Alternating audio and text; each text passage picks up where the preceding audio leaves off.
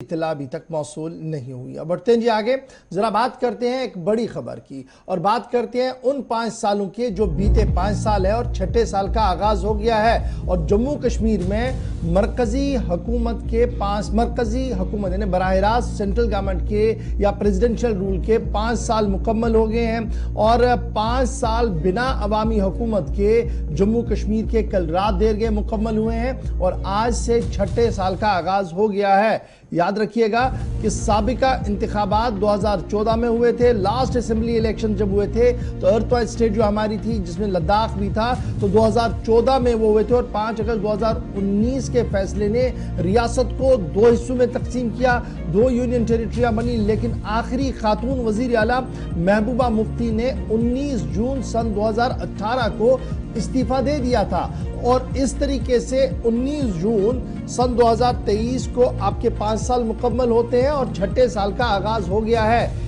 लेकिन इन 5 सालों के दौरान अवामी नुमाइंदा हुकूमत जम्मू कश्मीर के अंदर नहीं है और अवामी नुमाइंदा हुकूमत जम्मू कश्मीर के अंदर न होने के बाद 5 साल मुकम्मल होने के बाद सियासी मैदान पर बहुत सारे बयानात भी आए हैं। उमर अब्दुल्ला ने बैक टू बैक ट्वीट किए हैं और उमर अब्दुल्ला ने ट्वीट करते हुए जमहूरियत की जड़ों, जमहूरी एहसास और जमहूरी मुल्क के अंदर रहने की जहाँ वज़ीर-ए-आज़म की है, तारीफें की है, ताहम एक सिल्वर लाइन जो उनके बयान के अंदर है, एक ठोस बात जो उनके बयान के अंदर है कि पूरे मुल्क के अंदर निज़ाम जमहूरियत फल रहा है, फूल रहा है, पनप रहा है और हर एक को आज़ादी हासिल है, लेकिन जम्मू कश्मीर आते आते ये जमहूरियत सलब होती है, ये जमहूरियत ख़त्म होती है। ये एक बड़ा सवाल है आज के दिन में। ये उमर अब्दुल्ला की तरफ से रात देर गए ट्वीट किया गया जब 5 साल सेंट्रल रूल के मुकम्मल हुए और कहा कि डेमोक्रेसी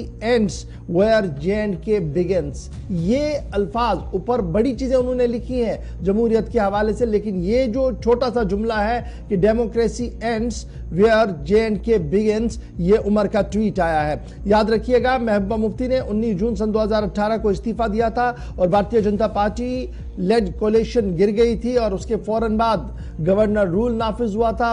उसके बाद फैक्स मशीन की कहानी आपको याद होनी चाहिए कि किस तरीके से हुकूमत बनाने की कोशिशें हुई। अल्ताफ फ्रंट रनर में थे, गुलाम नबी आज़ाद और दीगर पार्टियां साथ साथ थी, लेकिन फैक्स नहीं पहुंचा सत्यपाल मलिक के पास और उसके बाद किस तरीके से प्रेसिडेंशियल रूल एनफोर्स हुआ और 5 अगस्त 2019 की तारीख को रकम किया गया और लगातार तब से लेकर अब तक चुनाव कराने की मांग हो रही है। नई सियासी जमातें हो या पुरानी सियासी जमातें हो, नेशनल कॉन्फ्रेंस हो, पीपल्स डेमोक्रेटिक पार्टी हो, जम्मू कश्मीर अपनी पार्टी हो, पीपल्स कॉन्फ्रेंस हो, भारतीय जनता पार्टी हो, कांग्रेस हो या दीगर जमातें हो, सब इस बात पर फोकस किए हुए हैं कि जम्मू कश्मीर के अंदर जमहूरियत की जड़ों को मजबूत किया जाए और जमहूरियत को परवान चढ़ाया जाए। लेकिन जब बीजेपी भी ये कह रही है कि जनाब चुनाव होने चाहिए, तो सवाल यह है कि चुनाव क्यों नहीं हो पा रहे हैं, वजूहात क्या है, ये जानने की कोशिश हम आज भी करेंगे। इस पर हम गुफ्तगू थोड़ी सी करेंगे ताकि खबर का दूसरा रुख भी आपके सामने आ सके। मेरे साथ भारतीय जनता पार्टी के डॉक्टर ताहिर चौधरी साहब ज्वाइन करेंगे, डॉक्टर अलबख्त सिंह साहब मेरे साथ ज्वाइन करेंगे, रविंदर शर्मा साहब मेरे साथ ज्वाइन करेंगे। लेकिन बड़ा सवाल ये है कि जब सियासी जमातें इंतखाबात की बात कर रहे हैं तो 5 अगस्त 2019 के बाद के बयानों को भी याद रखिएगा कि जम्मू कश्मीर के अंदर इंतखाबात तब होने चाहिए जब मुकम्मल रियासत का दर्जा बहाल होगा। और अगर आज के दिन में चुनाव होते हैं तो हमारी स्टेट असेंबली के पास कितने इख्तियारात होंगे, ये भी एक बड़ा सवाल है। बहरहाल बयानों के बीच जरा दूसरे पहलू पर भी गुफ्तगू करेंगे।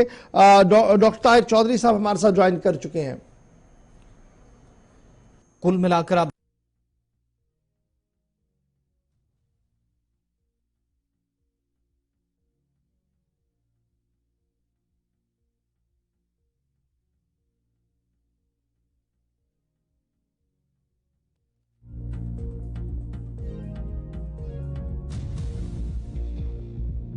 चलिए पहले से सीधे जम्मू चलते हैं जी, जहां डॉक्टर ताहिर चौधरी हमारे साथ है। डॉक्टर साहब बहुत शुक्रिया जी ज्वाइन करने के लिए।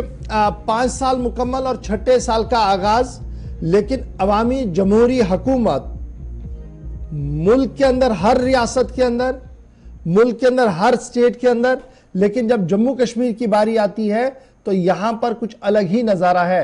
पिछले 6 साल से जमहूरियत को मजबूत करने के दावे अभी भी दूर दूर तक नजर नहीं आ रहे हैं।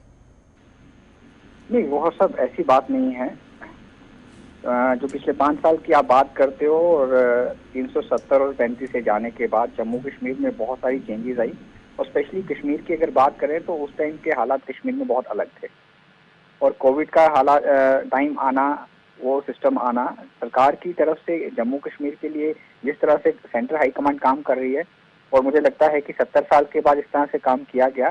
लेकिन जहाँ तक इलेक्शन की बात आती है उसके ऊपर काफ़ी बार सेंट्रल हाई कमांड ने भी बहुत बार सोचा, प्रधानमंत्री साहब ने भी सोचा, मीटिंग्स भी कॉल की गई।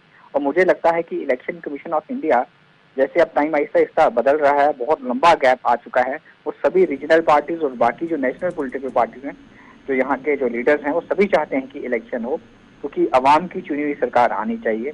तो उसके ऊपर बहुत बातें हो रही हैं और बार बार हाईकमान के साथ भी बात की जा रही है सभी पॉलिटिकल पार्टीज की तरफ से। मुझे लगता है बेसिक प्रॉब्लम क्या है चुनाव करवाने में? देखिए, अगर हिज़्ब इख्तिलाफ की बात करें, नेशनल कॉन्फ्रेंस, पीपल्स डेमोक्रेटिक पार्टी और दीगर लीडरों की बात करें, वगैरह, बीजेपी को जी ज़मीनी सूरत हाल की अक्कासी हो गई है, उन्हें पता है कि ज़मीन खिसक रही है, इसलिए वो इनडायरेक्टली गवर्न करना चाहते हैं लेफ्टिनेंट गवर्नर के थ्रू। और अवाम को गोनागू मुश्किलात तो अपनी जगह है ही, लेकिन वो अपना पावर एंजॉय करना चाहते हैं। यही वजह है कि जम्मू कश्मीर के लोगों को उस बुनियादी हक से महरूम रखा जा रहा है जहां हर एक शहर और हर एक जिले के लोगों को यह हक हासिल है मुल्क के अंदर।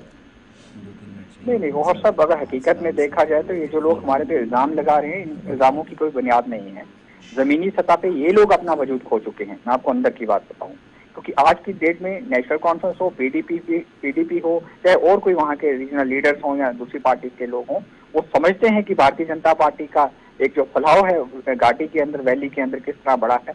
रोज हमारे कार्यक्रम हो रहे हैं और आप लोगों की तादाद देखो। डॉक्टर ताहिर चौधरी, आपको नहीं लगता कि जेन्युइन पॉइंट उठाया जा रहा है लीडर्स की तरफ से कि आप पंचायत के इलेक्शन कर रहे हैं जी, आप बल्दियात के इदारों के चुनाव कर रहे हैं, लेकिन जो सबसे मेजर कंपोनेंट है, जहां पर कानून साजी करनी है, जहां पर हुकूमत साजी करनी है, उससे आप दूर भाग रहे हैं?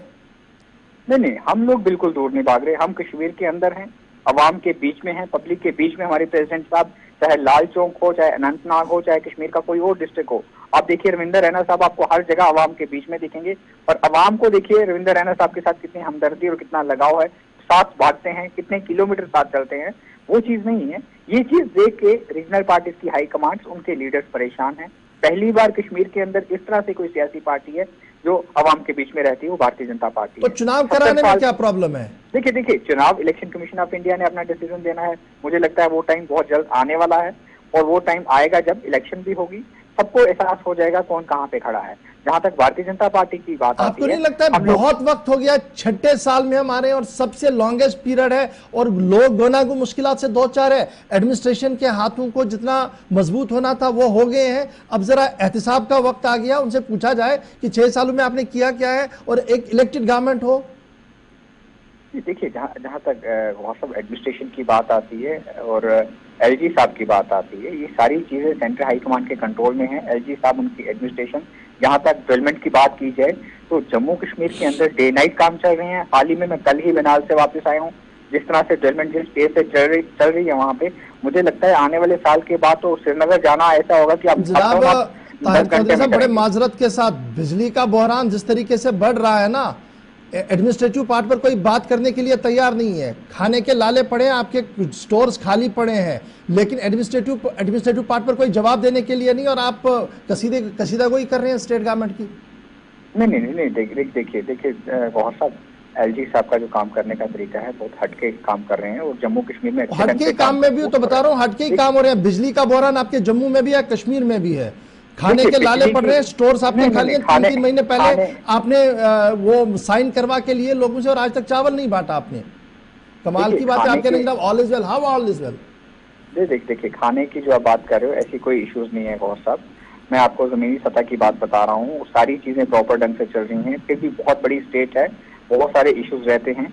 छोटी मोटी जो प्रॉब्लम्स आती है उनको भी मुझे लगता है कि सेम डे में रिजॉल्व किया जाता है, ऐसी कोई बात नहीं है। और जम्मू कश्मीर में जिस तरह से काम हो रहा है पिछले 5-6 साल से, बड़े बेहतर तरीके से हो रहा है। और आने वाला जो टाइम जम्मू कश्मीर का है, खराब टाइम नहीं है, अच्छा टाइम है। आवाम को थोड़ा सा इंतजार करना पड़ेगा जैसे ही इलेक्शन कमीशन चलिए, ऑफ इंडिया 2019 से वादा करेगा, सुन रहे हैं कि अच्छा वक्त आएगा, लेकिन वो अच्छा वक्त कब आएगा, कब पटलेगी तकदीर जम्मू कश्मीर के लोगों की, इसका हमें भी इंतजार रहेगा। बहुत शुक्रिया जी डॉक्टर अक्षदा ताहिर साहब मेरे साथ ज्वाइन करने के लिए।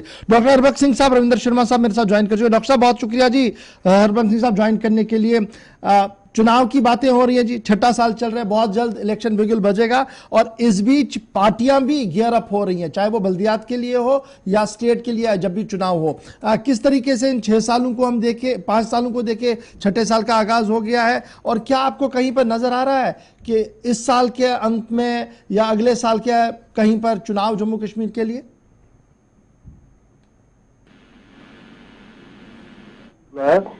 तो कहते हैं ना, खुदा ही मिला ना विसाले सनम, ना इधर के रहे ना उधर के हम। अभी मैं ताहिर चौधरी साहब को सुन रहा था, वो कह रहे थे बहुत बड़ी स्टेट है। पहले इनको अभी समझ नहीं आ रहा है ये स्टेट है कि यूटी है। तो ये स्पोक्स पर्सन का हाल है जिन्होंने इस स्टेट के हिस्से कर दिए। दूसरी बात, जो ये अचीवमेंट्स गिन रहे हैं, अचीवमेंट्स कौन सी है? जब आप इलेक्शन की बात करते हैं कहते हैं हम ये अचीवमेंट की है।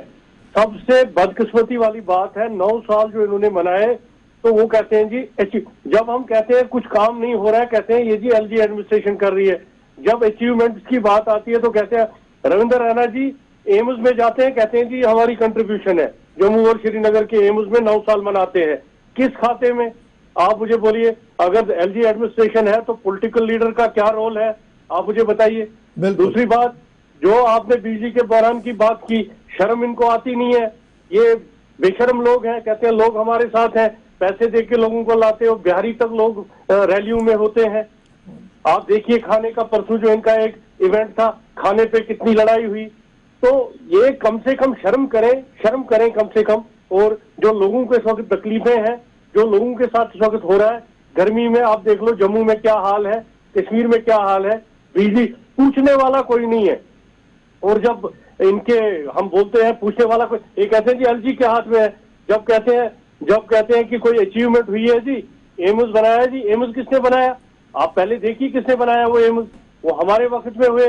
कब के प्लान से ये मेडिकल कॉलेज की जमीनें तक अलॉट नहीं हुई थी, हमने की। आज ये रिबन काटने जा रहे हैं और पॉलिटिकल एक्टिविस्ट जा रहे हैं। अगर चीफ सेक्रेटरी और एलजी जाए रिबन काटने तो कोई बात मानी जाती है। एक पार्टी के कार्यकर्ता जाते हैं लोगों के वहां रिबन काटने, ये हमारी अचीवमेंट है। तो इन्होंने डेमोक्रेसी का कत्ल किया है। ये पूरे वर्ल्ड में कहीं आपको मिसाल नहीं मिलेगी कि जो इन्होंने डेमोक्रेसी का बुरा हाल किया। जो सिंह साहब बड़ा इंपॉर्टेंट है जी। डॉक्टर साहब, मैंने उसके बाद जरा शर्मा साहब के पास भी चलना है, वो भी हमारे साथ फोन लाइन पर है, लेकिन आपका एक कमेंट लेना चाहूंगा। आज के दिन में जब हम यूनियन टेरिटरी के अंदर है, अगर इलेक्शन कमीशन ऑफ इंडिया की तरफ से अनाउंस किया जाता है चुनाव, तो क्या स्टैंड रहेगा आपकी जमात का? क्या चुनाव के लिए जाया जाए? देखो अशफाक साहब, जिस तरह एक फौजी अपनी बंदूक लेके वर्दी लगा के बैठा होता है, पॉलिटिकल एक्टिविस्ट हमेशा इलेक्शन के लिए तैयार रहता है। और हम नहीं चाहेंगे कि जो इन इंस्टीट्यूशंस का हाल इन्होंने किया, जिस तरह से पिछली बार हुआ, कहीं वोट नहीं पड़ा सरपंच बन गया, कहीं वोट नहीं पड़ा बीडीसी चेयरमैन बन गया, वो हम चाहेंगे नहीं। हम चाहेंगे कि डेमोक्रेटिक तरीके से, यानी स्टेट नहीं यूटी के अंदर भी अगर चुनाव होता है तो आप जैसे पॉलिटिकल लीडर्स और आपकी जमात गो थ्रू करेंगी और इस पर स्ट्रेस नहीं करेंगे कि पहले स्टेट हो जी फिर चुनाव हो? तो देखो अशफाक साहब, जो हमारे बोलने से, हमारे करने से, हमारा देखो नंबर 1 हमारी प्रायोरिटी इलेक्शन नहीं है। नंबर 1 हमारी प्रायोरिटी है कि जो जनाब आप ही लोग तो ट्वीट करके कह रहे हैं कि जनाब जमहूरियत का कत्ल हो गया जी, यहाँ पर आप भी 2 मिनट में बदल रहे हैं। अभी तक आप डॉक्टर साहब को बोल रहे थे, अब तो आप भी बदल रहे हैं।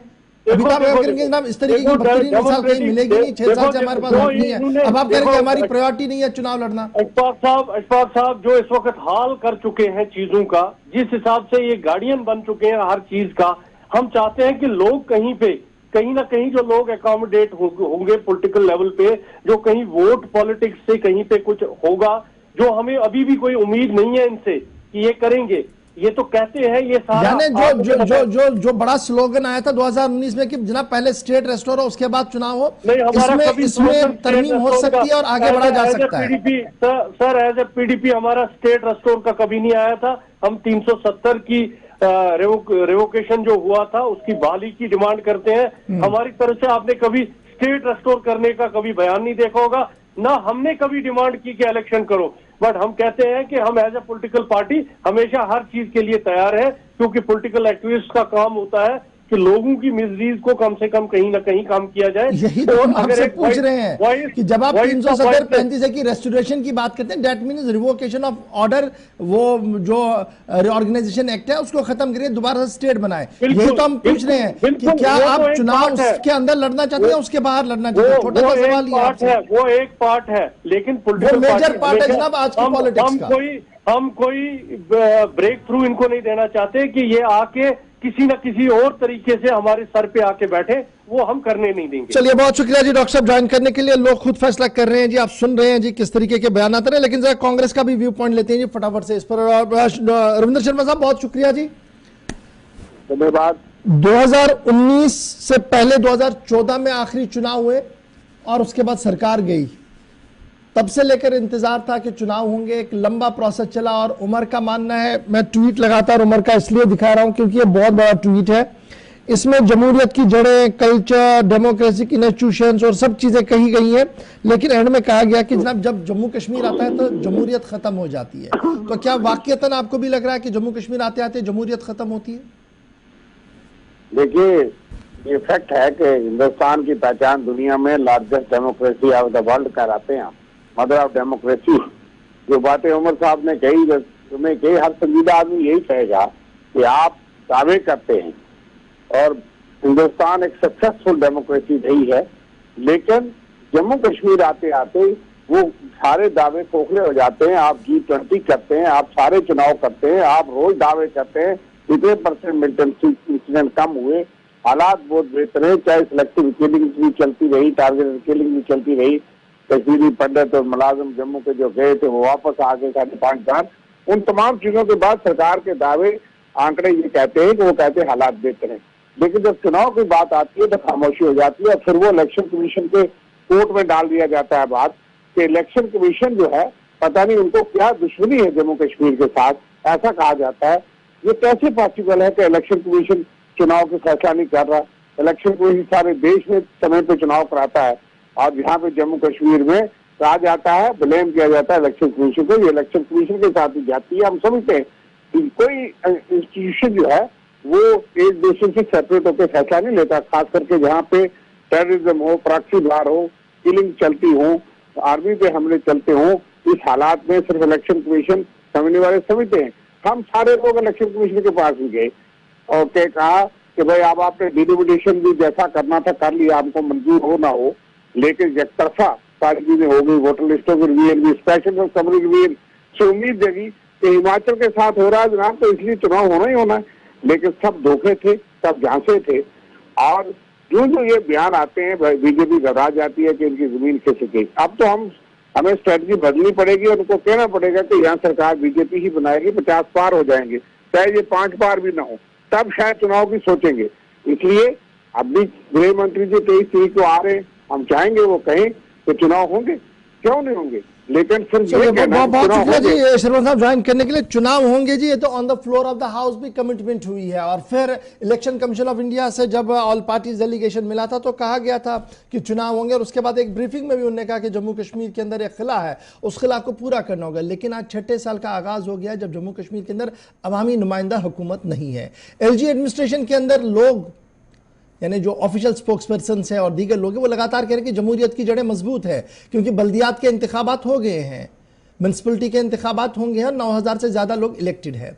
अगर ये तुरह इम्तियाज है तो इस तुरह इम्तियाज को मुल्क की दीगर रियासतों में भी नाफिजुल अमल किया जाना चाहिए। तो वहां पर भी असेंबलियां है। यह सवाल पूछा जा रहा है कि उड़ीसा से लेकर बंगाल तक और बंगाल से लेकर पंजाब तक, हरियाणा, हिमाचल तक, अगर हर जगह पर इस तरीके का निज़ाम है कि बल्दियाती इदारे भी चल रहे हैं और गवर्न करने के लिए एक अवामी नुमाइंदा हुकूमत भी है, तो जम्मू कश्मीर आते आते ऐसा क्या होता है कि इंतखाबात नहीं होते। इंतज़ार हमें रहेगा इलेक्शन कमीशन का भी और वजारत दाखिला का कि कब वो ग्रीन सिग्नल होगा जब जम्मू कश्मीर की अवाम के लिए अवामी नुमाइंदा हुकूमत का ऐलान होगा, यानी आम इंतखाबात।